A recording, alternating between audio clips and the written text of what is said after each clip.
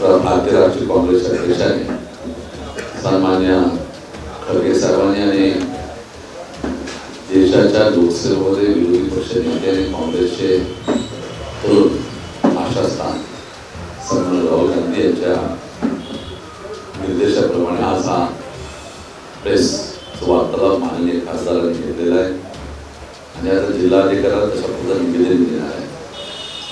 ती फार विचार फार महत्वाचा आहे, कारण विचारांनाच क्रांती करते। विचारधारांना त्या देशाला स्वातंत्र्य मिळवून दिलेले आहे आणि विचारांना समाजामध्ये त्या ठिकाणी माणुसकीचं दर्शन व अव्यवहारिक गोष्टीला त्या ठिकाणी तिरांजली मिळते। आपण सगळ्यांनी पाहिलेल्या संतांची उद्दिष्ट आणि म्हणून विचारधारा ही महत्वाची असते।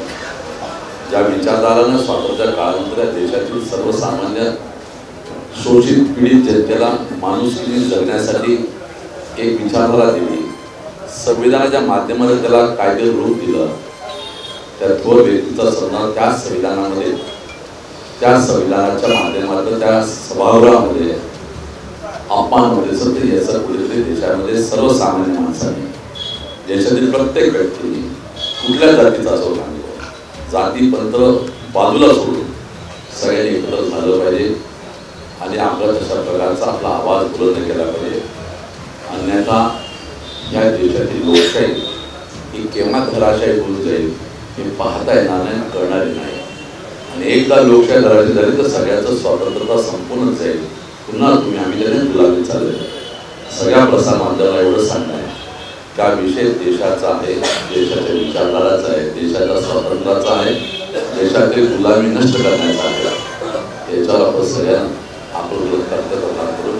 आपण कर्तव्य करावं असा व्यक्त करतो। संविधान निर्माते डॉक्टर बाबासाहेब आंबेडकर आणि काँग्रेसच्या या संबंधावर काही लोक नक्कीच त्यामध्ये आपापले विचार मांडतात आहे। या देशातील त्या सगळ्या सन्मान्य नागरिकाला आणि वेगवेगळ्या संविधान पदावर बसलेल्या नागरिकांसाठी की माननीय डॉक्टर बाबासाहेब आंबेडकर जे त्यांचं स्वतः आत्मचरित्र त्यांनी जे लिहून काढलेलं आहे ते पुस्तक जरा त्यांनी एकदा वाचावं नीट।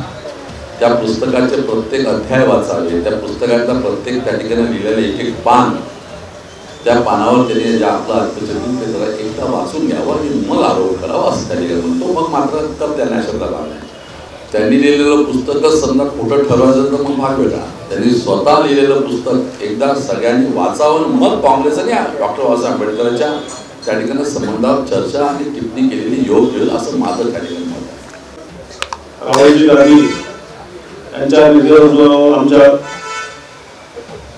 भारतीय राष्ट्रीय काँग्रेस पक्षाचे अध्यक्ष खरगेजी यांच्या आदेशानुसार सर्व भारतामध्ये सर्व लोकसभा क्षेत्रामध्ये सर्व खासदारांना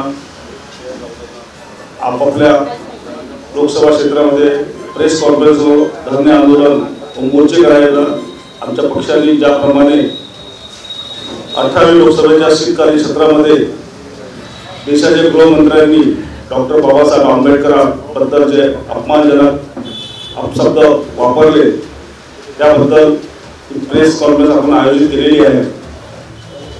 या प्रेस कॉन्फरन्समध्ये उपस्थित आपल्या सर्वांचे लाडके नेते महाराष्ट्र राज्याचे माजी मंत्री माननीय श्री बाबू केदार साहेब, जिल्हा परिषदेचे अध्यक्ष मुक्ताताई कोकटे, उपाध्यक्ष कुंदाताई राऊत, माजी अध्यक्ष रश्मी बर्वे, समाज कल्याण सभापती नितीन सुटे, शिक्षण सभापती राजूभाऊ कुसुंबे, महिला बाल कल्याण सभापती अवंतिका पुरवाडे व समस्त पंचायत समिती सभापती, जिल्हा परिषद सदस्य, बाजार समिती सभापती, खरेदी विक्री सभापती व सर्व कार्यकर्ते 18व्या लोकसभेमध्ये काँग्रेस पक्षाने ज्याप्रमाणे संविधानावर चर्चा मागितली, संविधानावर 2 दिवस लोकसभेमध्ये चर्चा आणि 2 दिवस राज्यसभेमध्ये चर्चा। लोकसभेमध्ये जी चर्चा सुरू झाली त्या अनुषंगाने डॉक्टर बाबासाहेबांच्या इतिहासावर आणि संविधान कसं निर्माण झालं या सर्व गोष्टीवर प्रकाश टाकण्यात आला आणि त्यांची यथोगाथा लोकसभेमध्ये 75वी वर्ष संविधानावर या विषयानुसार सर्वांनी सत्ता पक्ष विपक्ष यांनी यशोगाथा मांडली, परंतु कुठेतरी भारतीय जनता पार्टी आणि RSSची मानसिकता ही संविधान विरोधी आहे. त्यांना लोकसभेमध्ये 2 दिवस चर्चा झाली.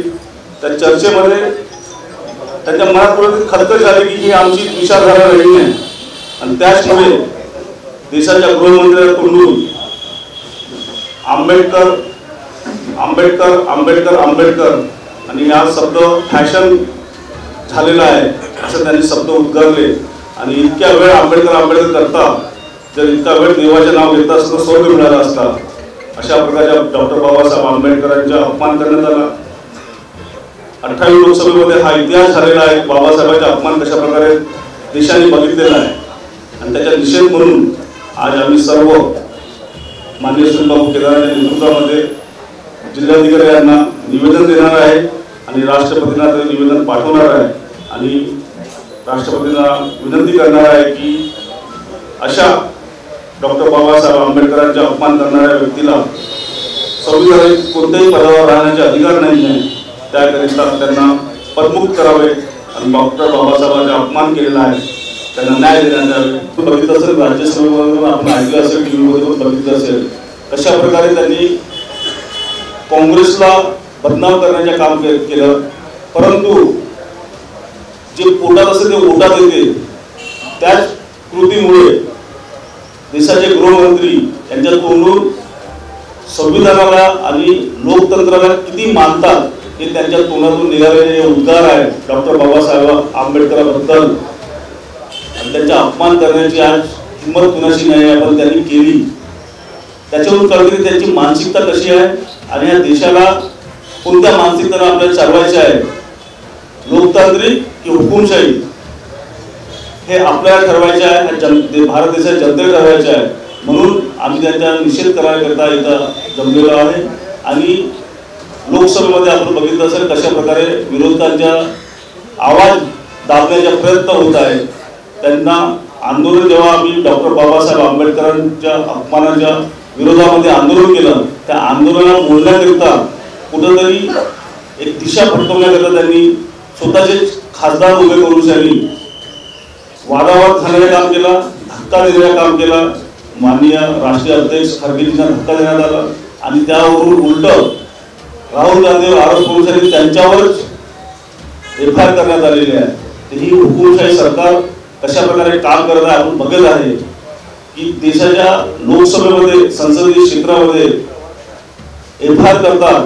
ही दुर्दैवी घटना देशामध्ये मला वाटतं प्रथमच घडलेली आहे. लोकसभेमध्ये कोणती घटना घडली त्याच्यावर FIR आणि ते लोकसभा विरोधी पक्षनेता यांच्यावर होत आहे. याच्याकरता हा देश लोकशाहीकडे नेण्याचा यांचा प्रयत्न, हुकुमशाहीकडे नेण्याचा यांचा प्रयत्न आहे. त्याकडे त्याला आळा घालण्याकरता काँग्रेस रस्त्यावर उतरलेली आहे, देशात आंदोलन करत आहे आणि निवेदन देत आहे.